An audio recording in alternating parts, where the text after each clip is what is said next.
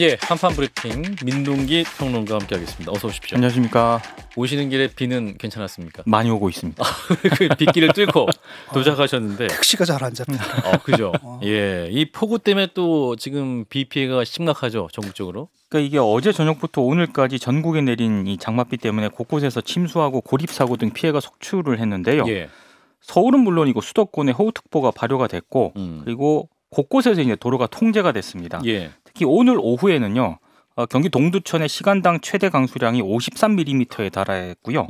경기 북부 일부 지역에 시간당 50mm 내외의 강한 비가 내렸습니다. 예. 수도권과 강원 내륙 산지 그리고 충북 북부 등에는 호우특보가 발효가 됐고 특히 이 서울의 동부간선도로와 올림픽대로 잠수교 등이 통제가 되면서 수도권 출근길 교통 대란이 발생을 했는데 예. 퇴근길도 쉽지는 않은 그런 상황입니다. 예. 문제는 내일도 장마가 지속이 돼서요. 서울을 포함한 수도권 전역에 150mm 이상의 비가 내릴 것으로 일단 예보가 되고 있는데요. 서울시는 호우경보 해제 시까지 출퇴근 시민 불편을 최소화하기 위한 비상수속 대책을 실시하기로 했습니다. 예. 지하철은 5호선에서 8호선 위주로 퇴근 시간대에 6회 증편이 될 예정이고요. 버스도 출퇴근 집중 배차 시간을 30분 연장해서 운행할 계획입니다. 예, 일단은 도로 상황도 좋지 않기 때문에 대중교통을 좀 많이 이용하시라라는 메시지인 것 같고요. 자, 여기서 또 이 올 여름 이 변덕스러운 날씨 또 장마 얘기를 또 기상 전문가 연결해서 말씀을 들어보겠습니다. 김승배 한국기상산업협회 본부장을 연결하겠습니다. 본부장님 나와 계시죠? 네, 안녕하십니까? 예, 지금 폭우에 폭염, 강풍까지 좀 6월에 걸맞지 않는 상황이다라고 말을 하는데 맞습니까? 네. 네, 그렇습니다. 근데 원래 우리나라 여름철 날씨가 이제 이런데 올해 조금 유난스러운 점이 있거든요. 그 장마 기간인데 비가 안 오다가 어젯밤 오늘 사이에 중부지방에 많은 비가 내렸고 지금 이 순간에 여기 서울은 비가 오고 있는데 예. 대한민국 국민들이 서울 사람만이 아니잖아요. 이 남쪽은 지금 폭염 속에 비는 안 오고 아주 특이한 그런 현상을 보이고 있습니다. 예, 특히 그 밤에 그 비가 집중적으로 많이 쏟아지더라고요. 어제도 네. 보면 새벽까지 쏟아지던데 이거는 왜 그렇습니까? 그렇습니다. 이제 밤이나 낮이나 비는 언제든지 올 수 있는데요. 그렇죠. 최근에 낮에 남쪽에서 덥고 습한 공기가 북태평양 고기압 가장자리를 따라서 계속 유입이 되고 있거든요. 예. 그래서 계속 낮은 그 회색 구름이 늘 파란 하늘을 본 지가 아마 꽤 오래될 겁니다. 그렇죠. 계속 그 구름이 끼어 있는데 이게 야간이 되면 이제 해가 없어지니까 공기가 식거든요. 예. 그러면 이제 그게 냉각이 되고 음결이 되면서 야간에 그런 여름철에 폭우가 간혹 쏟아지곤 하는데 어제 밤에도 많이 왔지만 오늘 낮에도 서울, 경기 등 중부지방 그러니까 장마 전선이 예. 지금 남쪽으로 내려가지 못하고 그 내려가지 못하는 원인은 덥고 습한 북태평양 고기압 세력이 좀 약해져야 되는데 예. 이게 세력이 약해지지 않기 때문에 서울, 경기, 충청 이쪽에 계속 머물면서 그러니까 계속 그쪽으로 비의 원료가 되는 수증기가 남서쪽에서 계속 유입이 되고 있거든요. 네, 그런 현상이 오늘 밤까지 내일까지는 이 중부지방에 이어질 것으로 보이고요. 남부는 지금 비가 좀 와서 폭염도 더위도 식히고 이래줘야 되는데 그럴 가능성이 좀 낮아 보입니다. 남부에도 비가 많이 내려야 될 텐데 그 부분은 네네. 좀 그렇다. 그렇습니다. 그 요즘 열대 얘기 많이 하십니까? 열대야. 네. 6월에 열대야는 처음이라고 하는데 이것도 원인이 뭡니까? 그렇습니다. 원래 열대야가 이제 저녁 9시부터 그 다음날 새벽 6시 사이에 예. 대개 아침 기온이 25도 이하로 떨어집니다. 그 밤 사이에. 예. 그런데 25도 이하로 안 떨어지는 날을 열대야라고 부르거든요. 밤에 막 30도 가까이 되는 거. 30도 그건 초열대야라고 그럽니다. 초열대야. 강릉에 최근에 나타났죠. 자, 그 원인이 뭐냐? 남쪽에서 덥고 습한 공기가 오니까 습한 공기. 사막은 50도까지 기온이 오르더라도 그늘에 있으면 선선합니다. 왜냐? 예. 습도가 낮기 때문에. 습하지 않기 때문에. 예. 네네. 근데 우리나라는 이 여름철 날씨 특징이 덥고 습한 공기, 습도가 높거든요. 예. 그래서 더위를 결정하는 요소가 기온도 중요하지만 습도가 굉장히 중요하거든요. 예. 그래서 같은 33도인데 습도가 60이냐 습도가 30이냐에 따라 느끼는 정도는 다르거든요. 예. 네, 그래서 습도가 높기 때문에 근데 이렇게 열대야가 일찍 6월에 나타나는 건 지금 서울도 관측 이래 처음이거든요. 자, 이런 원인이 그 남쪽의 북태평양 고기압 세력이 버티고 있으면서 계속해서 그 고온 다습한 수증기를 꼭 그 사우나에 증기 사우나, 안개 사우나처럼 안개 보내주듯이 예. 계속 보내주고 있기 때문에 낮에 올라간 기온이 습도가 높으니까 그 수증기가 열을 갖고 있기 때문에 밤에 떨어지지 않거든요. 예. 그래서 열대야가 올해 여러 지역에서 6월에 첫 열대야가 나타났고 서울도 그랬습니다. 예. 그럼 이게 기후변화 요인입니까? 원래는 이렇지 않았는데 그 시기가 좀 앞당겨지거나 오래되고 있는 거 아니에요? 그렇습니다. 우리나라 열대야가 처음 나타나는 게 이제 관측 기록으로 다 나타나거든요. 7월에 나타났는데 올해 6월에 나타났거든요. 예. 그럼 그 원인이 뭐냐?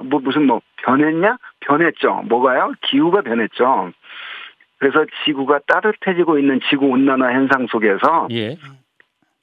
원래 우리나라가 여름이 더운데 더 더워지고 있는 추세 속에 나타나는 현상이라고 봅니다. 그렇군요. 자, 친 작가님. 지금 남부 지방은 어떻습니까? 거기 또 좀 비가 좀 와야 되지 않겠습니까? 그쪽은 외려? 저 남쪽 상황이요? 예. 네네. 지금 비구름대를 보면 그 남쪽으로 좀 내려갔다 올라갔다 하면서 중부에 내렸다가 또 남부에도 내리고 이렇게 골고루 내려줘야 되는데 예. 그 남쪽의 북태평양 고기압 세력이 의외로 강하게 버티고 있으면서 주로 계속 지금 충남 북부, 서울, 경기, 강원도 이쪽에만 집중적으로 지금 내리고 이러다가 있어서 내려가긴 합니까? 밑으로? 원래는 기상청 예보에는 계속 내려간다고 표현이 되어 있는데요. 그렇군요. 그게 죄송합니다. 그것까지를 인간이 예측하는 게 우리 박기예요. 그 좀 내려줘야 되는데 내려가줘야 되는데 안 내려가는군요. 그게 그 기상청 출신이지만 아주 그 예보관의 애환이기도 합니다. 그래서 옛날에 기우제를 지냈던 겁니다.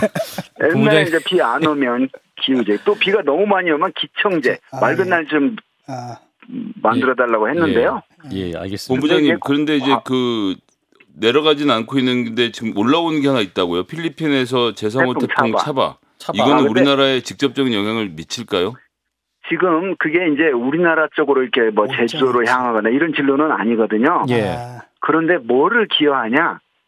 그 열대 저기압인 그 태풍 차바가 우리나라에 뭘 기여하냐? 우리나라가 오지는 않을 것으로 봅니다. 그건 분명히. 예. 그런데 우리나라 쪽으로 오늘 밤과 내일 지금 상당히 필리핀 서쪽에 있는데 우리나라 쪽으로 수증기 비의 원료를 공급하는 역할을 하고 있거든요. 예, 수증기. 자, 직접 오진 않지만 그래도 우리나라에 비를 많이 하게 한 남쪽에서 기여를 하고 있다. 우리나라 사실은 가물었기 때문에 비가 많이 오는 건 좋습니다. 그런데 어김없이 또 비가 많이 오니까 피해가 나잖아요. 그렇죠.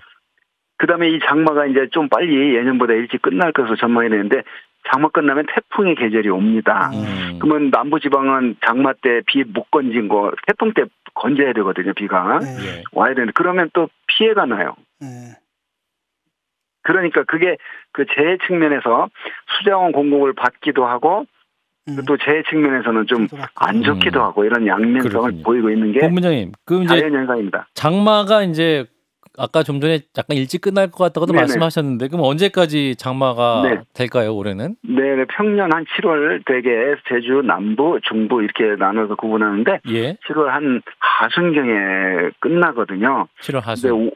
그런데 올해는 다음 주에도 또 장마 비 옵니다. 7월 4일 남쪽 제주에서 시작해서 5일 전국, 6일, 7일, 8일 오전까지는 중부까지 영향을 줄 것으로 보이기 때문에 예.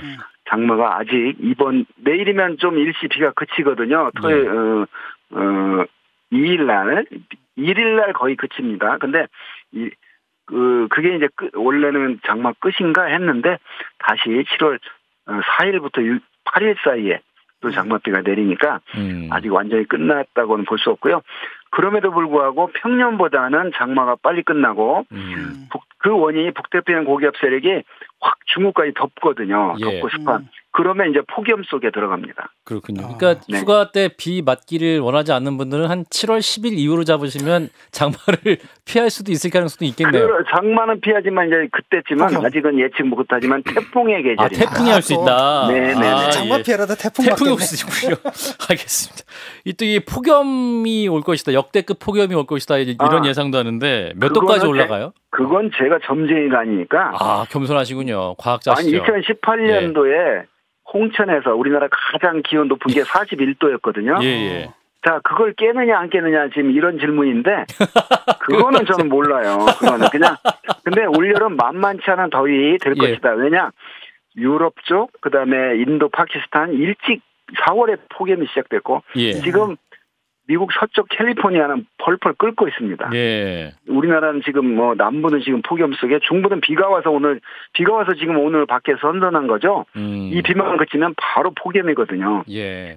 그러면 이제 폭염을 소리 없는 살인자 폭염 또 철저히 대비를 해야 됩니다. 그렇군요. 아까 이제 습도 얘기하고 좀 마무리하면 좋을 것 같아요. 습도가 높을 때 어떻게 해결해야 됩니까? 이게 너무 짜증 수도 높고 할 텐데. 그러니까 이제 습도가 높으면 같은 33도라도 습도가 높을 때가 굉장히 우리 몸이 느끼는 체감온도. 그렇죠. 겨울의 체감온도는 바람이 불면 추위를 더 느끼거든요. 예. 여름의 체감온도는 습도가 높으면 더 더위를 느끼는데. 예. 자, 그러면 이제 불필요한 외출 삼가고 수분 공급 많이 해줘야 되고요. 예. 뭐 에어컨 안 돼 있으면 최소한 선풍기. 예. 그다음에 몸을 가급적 시원하게 해주는 게 이 폭염 속에서 온열 질환에 예방하는 그 방법이기도 합니다. 예, 알겠습니다. 부모님 말씀 여기까지 듣겠습니다. 고맙습니다. 네, 감사합니다. 네, 김승배 한국기상산업협회 본부장이었습니다. 이게 해법이 굉장히 평범하셔가지고 물을 많이 마시고 내 선풍기 바람을 쐬셔라. 자, 정상회담 얘기를 해보겠습니다. 자, 스페인에서 4년 9개월 만에 한미일 정상회담이 있었습니다. 윤석열 대통령, 조 바이든 미국 대통령, 기시다 후미오 일본 총리가 스페인 마드리드에서 정상회담을 가졌는데요. 2017년 9월 이후에 4년 9개월 만입니다. 한미일 공조를 강조를 했습니다. 특히 3국 정상은 북핵 문제에서 북한의 지속적인 핵미사일 프로그램 진전이 한반도뿐만 아니라 동아시아와 국제사회에 심각한 위협이 된다. 여기에 인식을 같이 했고요. 예. 그리고 당면한 지역 및 글로벌 문제 대응 과정에서 한미일 간의 협력이 기요하다는데 공감을 했다. 이렇게 입장을 내놓았는데 예. 이거는 이제 북핵과 같은 전통적인 안보 사안을 넘어가지고 글로벌 현안 전반에서도 삼국 공조를 강화하자 이런 취지로 해석이 되고 있습니다. 예. 특히 이제 삼국 정상회담이 이번에 25분 정도밖에 안 됐거든요. 그렇죠. 그래서 구체적인 합의보다는 삼국 공조 강화 의지를 재확인하는 그런 정도의 의미가 있는 것으로 평가가 되고 있습니다. 그렇군요.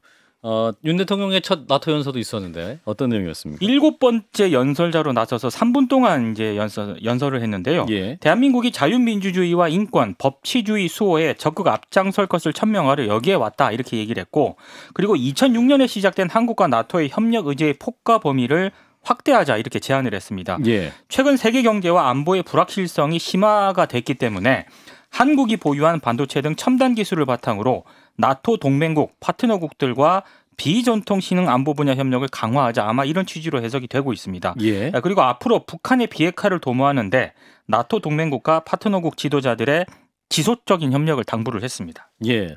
무엇보다 이제 한미일 정상 간의 대화 내용이 많이 이제 관심을 많이 가지실 것 같은데 일본에서는 또 어떤 반응이 나오고 있습니까?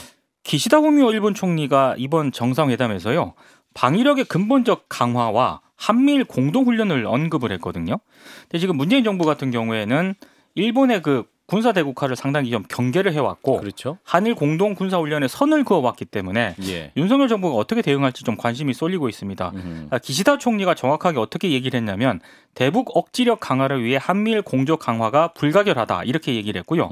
특히 북한 핵실험이 이루어진 경우에 공동훈련을 포함해서 한미일이 함께 대응하고자 한다 이렇게 밝혔습니다. 예.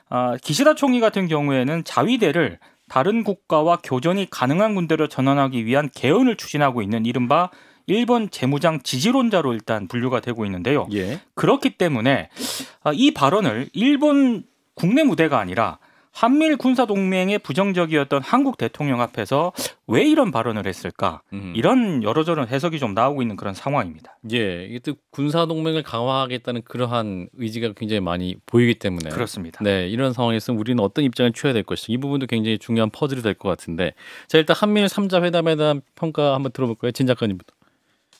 뭐 이제 뭐 조금 시작하는 것 같거든요. 예, 뭐 여기서 뭐 대단한 것이 나온 것 같지는 않고 그냥 그 기존 정권과는 그 기존의 문재인 정권과는 약간 다른 뉘앙스가 좀 느껴지는 그 정도. 예. 그리고 미국의 입장에서는 참 좋은 거죠. 왜냐하면 미국에서는 계속 지금 그 중국과 러시아를 상대할 때 미국이 이제 혼자서 좀 버겁거든요. 그래서 상당 부분 역할을 갖다 아시아 태평양에 있는 일본한테 그 역할을 좀 넘겨주고 예. 그다음에 한국과 같이 연대해가지고 중국을 견제를 좀 해야 되는데 아시다시피 한국과 일본 사이는 계속 역사 문제부터 그다음에 또 군사 동맹에 대해서 이 역사 문제 때문에 한국 국민들이 굉장히 인식이 부정적이거든요. 예. 그것 때문에 아마 미국 정부가 상당히 불만이 많았습니다. 그래서 아마도 미국 정부하고 일본 정부는 이번에 윤석열 정부한테 문재인 정권보다는 뭔가 좀 다른 태도가 나오지 않을까 아마 기대를 하는 것 같고. 일본에 대해서. 네. 그다음에 문재인 정권 같은 경우에 이제 윤석열 정권 같은 경우에는 그 일본과의 관계를 우리가 이렇게 갈 수는 없는 거거든요. 어떤 식으로도 정상화를 좀 해야 되는데 그런 계기를 좀 탐색하는 게 아닌가 이렇게 봅니다. 김 소장님. 참 어려워요. 그러니까 일단 일본은 러시아하고 국경을 맞닿고 있기 때문에 쿠릴 열도에서의 분쟁 상황을 상정해 놓을 수밖에 없는데 기존의 미국 같으면 무조건 열일 제치고 와서 도와줘서 군사적으로 대응할 거라고 봤는데 아프가니스탄 철군부터 생각이 좀 달라지는 거죠. 이 사람들이 우리를 안 도와줄 수도 있을 테니 우리가 자구적으로 해결할 대책도 갖고 있어야 되겠구나라는 것이 나토와 연결점을 좀 강화했다라고 보고요. 즉 일본은 자체적으로 무장하는 게 되게 필요하다라고 생각하고 있고 예. 자체적으로 무장하는 데 있어서 가장 큰 걸림돌 뭐 중국 이런 데는 제쳐두고 한국과의 관계가 용인되면 충분히 가능하다고 보는 거고 한국을 발판으로 해서 대륙의 진출까지도 생각해보는 여러 가지 이런 그림들이 있지 않습니까? 그래서 이제 이런 준비를 하고 있는 건데 윤석열 정부가 한일 정상회담 요청했다가 거절당했다라는 보도들 계속 이어지고 있고 그 이면에 보면 그래서 위안부 문제랑 징용 문제는 어떻게 할 건데 해답을 들고 오세요라는 조금 약간 뒤바뀐 입장인데 윤석열 정부가 이 문제를 국민들과 어떻게 합의해서 풀어 나갈 것인지도 궁금하고 글쎄요, 전략적인 고민을 해야 되겠지만 일본의 재무장을 우리나라가 꼭 도와줘야 되나? 제가 너무 옛날 레토릭이 아직 갇혀 있나 좀 고민이 많습니다. 예. 자 여기까지 짚고요. 자, 국내 정치 얘기를 좀 더 보겠습니다. 자, 친윤으로 불리는 박성민 의원, 국민의힘 이준석 대표의 비서실장이었는데 사임을 했어요. 이걸 보고 정치권에서 다양한 해석들이 나오고 있는데. 일단 본인은 일신상의 이유로 당 대표 비서실장직을 사임했다고 밝혔고요. 예. 이준석 대표 비서실장으로 기용된 지 한 3개월 정도밖에 안 됐습니다. 3개월. 그렇습니다. 그리고 이준석 대표가 우크라이나 갔을 때도 같이 동행을 했던 그런 인물인데요. 예. 아무래도 최근 표면화됐던 당내 그 이른바 윤핵관들과 이준석 대표 간의 갈등이 이유로 작용했을 것이다. 이런 분석이 나오고 있습니다. 예. 특히 박 실장이 일부 언론과 인터뷰를 했는데 더 이상 이준석 대표를 위해 내가 할 수 있는 역할이 없는 것 같다. 도움도 안 될 것 같다. 이렇게 얘기를 하고 있습니다. 특히 이제 박성민 실장 같은 경우에도 친윤계로 분류되는 그런 인사거든요. 예. 그래서 몇 가지 해석이 나오고 있는데요. 다음 달 7일 이준석 대표의 당 윤리위원회 징계심의를 앞두고 있지 않습니까? 예. 여기서 이른바 윤심이 작용한 것 아니냐 이런 해석이 하나 있고요. 선긋기다. 그렇습니다. 이준석 대표와 대통령 간의 선긋기다. 특히 이제 박 실장 같은 경우에는 윤석열 대통령하고 이준석 대표 간의 일종의 가교 역할을 해왔다는 그런 평가가 있었거든요. 예. 근데 갑자기 사퇴를 한 것은 결국에는 윤 대통령도 이준석 대표를 좀 손절한 것 아니냐 이런 해석까지 지금 나오고 있는 그런 상황입니다. 관련해서 이준석 국민의힘 대표는요. 이 박성민 비서실장이 정격 사임한 것과 관련해서 어떤 상황인지 박 실장에게 설명을 들었다. 예. 그리고 윤심이 떠났다는 해석에 대해서는 박 실장과 본인이 대화를 했는데 대화에서 그런 얘기는 없었다. 이게 전면 부인을 하고 있습니다. 이준석 대표에게 윤심은 떠났습니다. 이렇게 말은 안 했을 거 아니에요. 근데 이준석 대표는 그런 얘기는 없었다라고 그런 얘기 없었죠. 일축을 하고 있습니다. 예. 우리 같으면 그렇게 할 텐데라는 이준석 대표 세대의 표현인지 모르겠습니다. 저도 못할 것 같네요. 자, 진 작가님 어떤 의미로 해석하십니까? 자, 박성민 비서실장의 그냥 사임. 글자 그대로 받아들이면 될 것 같아요. 사임입니까? 예. 손절 아닙니까? 손절까지 보기 좀 그런 것 같고 예. 아마 이분이 이제 본인이 아마 정치적 판단을 내린 것 같아요. 여기 붙어 있다가는 뭐 별로 좋을 게 없겠다 싶어가지고 당대표에 떠나는 비해서는 분위기인 것 같고 그게 뭐 윤심까지 가겠어요 설마. 그렇군요. 또 그 대통령실과 당 대표실과의 또 갈등도 계속되는 상황이기 때문에 그 사이에서 좀 뭔가 근데 대통령이 앉아가지고 야 비서실장 너 그만해 저 자식 뭐 내쳐야 돼 이랬겠 적을 상식적으로. 예. 요 상식이고 자 다른 상식 자 김 소장님 또 이제 말을 하면 또 음모론이라고 할 텐데 예, 우리가 예. 전례가 있죠. 예. 예. 대변인 하시던 분이 경기도지사 선거 나갈 때 이거 대통령이 시켰겠냐 했지만 김은혜 전 의원 김은혜 전 의원 그렇게 해서 결국 유승민 의원 쳐내고 후보가 되는데 성공하지 아니 않았습니까? 그거는 가능하지만은 후보를 내보내는 거 이런 건 뭐 윤심이 통할 수도 있고 그 자리가 경기도지사 자리잖아요. 근데 뭐 당 대표 비서실장 자리를 대통령이 당 대표 앉아가지고 비서실장 이렇게 낮은 자리라고 보십니까? 요즘은 이제 작가님 자리를 모르는 히스토리가 있어서 그런데 예. 당 대표 비서실장을 구하기가 어려웠을 때 예. 윤석열 뭐 당선자 때였는지 대통령 때였는지 이런 분이 좋겠습니다라고 권유해 드려서 윤석열 대통령의 관계를 가지고 대통령 비서실장 이제 당대표 비서실장으로 들어간 거라서 나가는 절차도 박성민 의원처럼 오랫동안 정치하신 분이면 자기를 보고 이 자리로 가라고 한 대통령의 허락 의중. 없이 의중을 확인하지 않고 나가는 건 불가능한데 타이밍이 절묘하잖아요.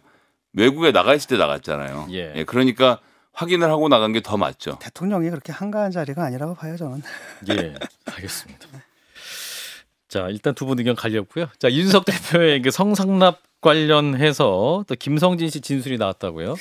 그러니까 김성진 대표의 그 법률 대리인인 김소연 변호사가요. 오늘 서울구치소에서 경찰 접견 조사를 마치고 기자들에게 밝힌 내용인데 예. 김성진 대표가 이준석 대표로부터 당시 박근혜 전 대통령을 만날 수 있도록 힘써주겠다 이런 말을 들었다라고 합니다. 윤석 대표가 그렇게 말을 했다고? 그렇습니다. 예. 이제 김성진 대표가 그렇게 이제 진술을 했다는 진술을 건데요. 했다는 거죠.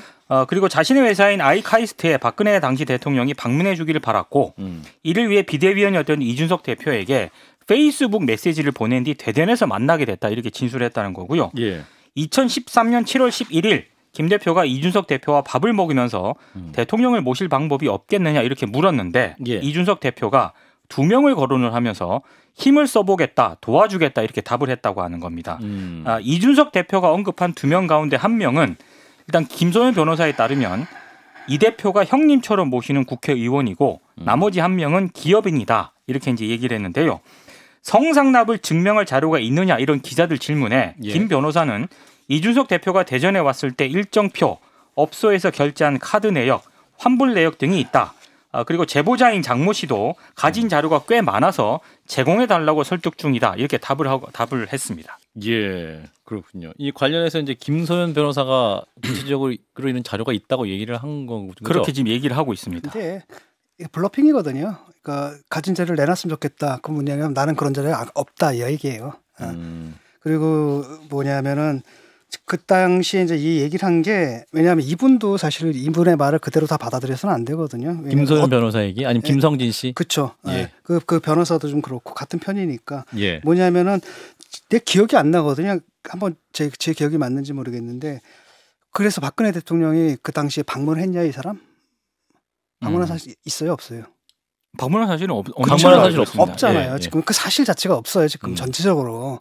그러니까 나머지 뭐 자료들 갖고 있고 뭐 이런 것들인데 뭐 현금 뭐 카드 결제한 내역이 있고 근데 그 카드를 누구 걸 내줬는지 이런 걸 어떻게 증명을 해요.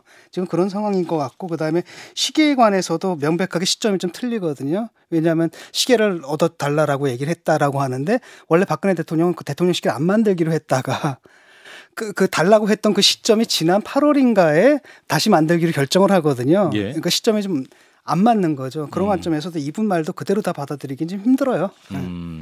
자, 우리 김 소장님은? 저는 이러한 진술을 한 이 변호사분 김소연 변호사. 경찰 진술하기 전에 접견을 하고 나온 상태에서 중앙일보가 단독 인터뷰로 굉장히 길게 성접대 관련된 의혹을 실은 부분을 오히려 더 주목해서 보고 있습니다. 이 변호사는 본인 입장에서 이 김성진 대표를 도우려고 할 것이고 김성진 대표는 본인 살고자 하는 의혹이 있을 텐데 왜 이제 보수 언론까지 나서서 이준석 대표를 맹공하는 모드로 돌아선 것인지 그리고 거기에다 또 기이하게도 시점이 겹쳐서 비서실장도 그만두고 나가는 모습, 7월 7일로 향해서 달려가는 것 이런 것들이 전반적으로 이준석 대표를 치려고 하는 그림으로밖에 이해가 잘 안 되고 그래서 이준석 대표 본인도 페이스북에 같이 한번 달려보자는 건 내가 한번 다 같이 앉고 거의 이런 수준 아닙니까? 다 멸망이었나 하여튼 다 같이 망가지는 방향으로 가겠다라고 했던 선언 이렇게 보면 전면전으로 치닫는데 예. 공천권 있는 당대표 내년 6월에 뽑으면 되는데 예. 왜 지금 이 시점에서 이준석이라는 어쨌든 국민의힘에게 새로운 미래를 보여줬던 정치인을 이렇게까지 망가뜨리려고 하는 것인지에 대해서는 바깥에서 보는 사람은 잘 납득은 안 되네요. 이게 이제 역풍을 맞을 수도 있습니다. 왜냐하면 이게 그 송성남이다라는 건데 이게 보니까 뭐 저는 이 사실관계는 저도 몰라요. 예. 그리고 이준석 대표 해명도 뭔가 설견치 않은 게 분명히 있거든요. 예. 그럼에도 불구하고 이게 알선수재인데 이게 공무원이 아니잖아요. 비대위원이 공무원입니까? 공무원 아니지 않습니까? 예. 이게 죄목이 성립되는지 모르겠어요. 적용이 되는지. 또 다른 한편으로는 사실 알선수재라는 뭐 행위가 있어야 되는데 행위가 실행이 안 됐잖아요. 그러니까 애초에 원래 죄가 성립이 안 되거든요. 근데 두 번째 그렇다면 그 인멸할 그 이유도 사실상 없어지는 부분이 있거든요. 그래서 예. 이게 법적으로는 이게 경찰 수사나 이거 한다 하더라도 법적으로는 이게 클리어가 될 텐데 그때쯤 되면 징계를 때렸는데 법적으로 클리어가 됐을 때는 어떤 사태가 벌어지겠냐라는 거죠. 참고로 다음 달 7일 예정된 당윤리위원회 결과에 따라서 예. 이준석 대표가 상황별 시나리오를 준비하면서 장기전 채비를 하고 있다. 이런 보도가 지금 나왔습니다. 이준석 대표 이제 페이스북에 어떤 글이 있냐면 달리자 그들이 감당 못할 방향으로 간단하다 이렇게 이제 페이스북에 썼는데 진 작가님은 이 메시지는 어떻게 해석하세요? 그렇하고도 남을 뿐이죠. 이준석 대표는. 그리고 원래 그 스타일이에요. 굳이 본인이 안 그래도 남들은 다 그럴 거라고 생각하고 뭐 있거든요. A 시나리오, B 시나리오, C 시나리오 뭐 이렇게 상황별 시나리오를 짜고 있다고 합니다. 반격의 시점은 그게 될 겁니다. 이 클리어가 딱 됐을 때 예. 이제 반격하겠죠. 그들이 감당 못하면 그들은 누굽니까? 본인을 공격하는 그들인가요? 뭐 그렇겠죠. 이준석 대표 윤핵관들. 예, 알겠습니다.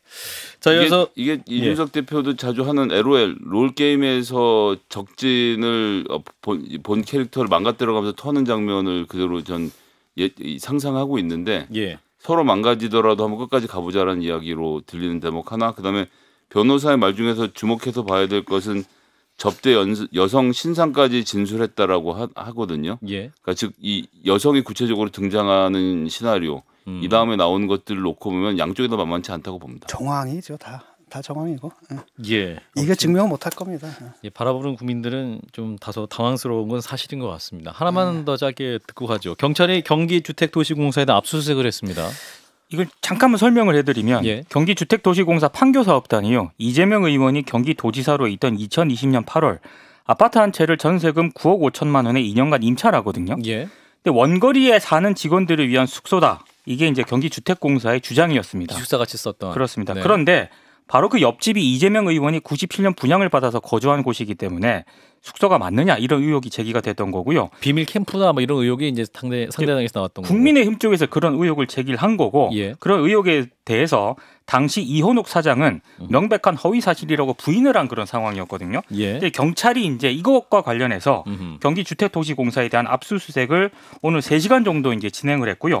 압수수색까지 이루어졌기 때문에 향후 피고발인인 이현욱 전 사장 등 관련자에 대한 수사가 이어질 것으로 보입니다. 예. 그리고 이제 성남FC 후원금, 또 백현동 사업, 법카 의혹 등 최근 이재명 의원 관련 수사도 계속 속도를 내고 있습니다. 김혜경 씨 법인카드 유용 의혹 수사를 위해서 경기도청 총무과 등 사무실을 지난 4월 4일에 압수수색을 했거든요. 예. 그리고 지난달 2일에는 성남FC 후원금 의혹 수사를 위해서 성남시청 5개 부서를 압수수색을 했고 예. 그로부터 보름 만인 지난달 17일에는 두산건설하고 성남FC를 또 잇따라 압수수색을 했습니다. 예. 그리고 지난 16일에는 백현동 아파트 개발 사업 의혹 관련해서 성남시청을 압수수색을 했고 지난 15일에는 이재명 의원 측근으로 알려진 김인섭 씨의 자택, 사무실 그리고 부동산 개발회사 대표의 자택과 사무실을 또 압수수색을 했거든요. 거의 한 달에 한두 번꼴로 강제 수사를 하고 있기 때문에 예. 굉장히 좀 관련 수사에 속도를 내고 있는 상황입니다. 예. 또 수사는 진행되고 있는데 또 주어가 경찰입니다. 이 그렇습니다. 부분도 주목할 부분인 것 같은데, 자 어떻게 상황 보고 계시는지 짧게 듣죠. 진 작가님부터. 여러 가지 지금 진행이 되고 있는데 한두 개 걸리지 않겠습니까? 특히 이제 FC 성남 이 사건 있지 않습니까? 이 경우에는 이게 판례가 좀 만들어졌거든요. 그러니까 제3자 뇌물죄라고 그게 박근혜 재판에서 판례가 만들어졌지 않습니까? 박근혜 대통령이 뭐냐면 나는 돈 한 푼 받은 적 없다. 근데 거기서도 마찬가지로 어떤 스포츠 재단 미르재단인가 그쪽으로 보냈단 말이죠. 근데 그게 인정이 된 게 있기 때문에 이게 말하기에 이제 기소는 될 것 같고 그 법리를 완성한 사람이 한동훈 검사였죠 당시. 그러니까 그다음에 그 법원에서 인정이 됐지 않습니까? 그렇기 때문에 그게 판례가 있기 때문에 이 부분은 조금 그 이재명 의원으로서는 상당히 좀 불안한 부분인 것 같고 그 밖에도 사실 법인카드 이런 거는 뻔한 거 아니겠습니까? 그다음에 이번에 이런 것들도 이런 것들은 뭐 이렇게 큰 것 같지는 않은데 어쨌든 제가 볼 때는 FC 이거는 상당히 좀 큰 것 같아요. 성남 FC 건. 네. 자, 김 소장님. 예, GH 건은 간단합니다. 거기에 직원이 살았다는 얘기잖아요. 경기주택도시공사. 산 직원이 안 나오면 그것은 이현욱 사장하고 이재명 지사 책임질 문제고 만약 산 직원이 나온다고 하면 국민의힘이 분명하게 사과를 해야 될 부분이라서 이건 뭐 법적이고 뭐고 따져볼 문제가 아니라고 봐서 결론이 빨리 나왔으면 좋겠습니다. 예, 관련 사건에 다른 사건에 대해서는 성남 FC가 역시나 이제 큰 문제가 될 수 있는 소지가 있는데요. 두산 등 여러 기업들이 현지에서 자기들 기업이 있었기 때문에 해당 기업에 후원을 했는데 그 후원금이 이재명 의원에게 흘러 들어간 흔적이 나오지 않는 상태에서 범죄를 논하는 건 좀 무리가 아닐까. 이게 뭐냐면 이제 그 제3자 뇌물죄에서는 이재명 의원한테 들어가느냐 안 하느냐가 중요한 게 아니라 그 대가성을 서로 인지하고 있느냐. 근데 이제 그게 공문으로 확인이 됐거든요. 예. 예, 아무튼 그 부분은 또 수사가 진행되고 있기 때문에 그건 지켜보도록 하겠습니다. 여기서 마무리하죠. 민동기 평론가였습니다. 고맙습니다. 고맙습니다. 좋아요. 구독. 알림 설정.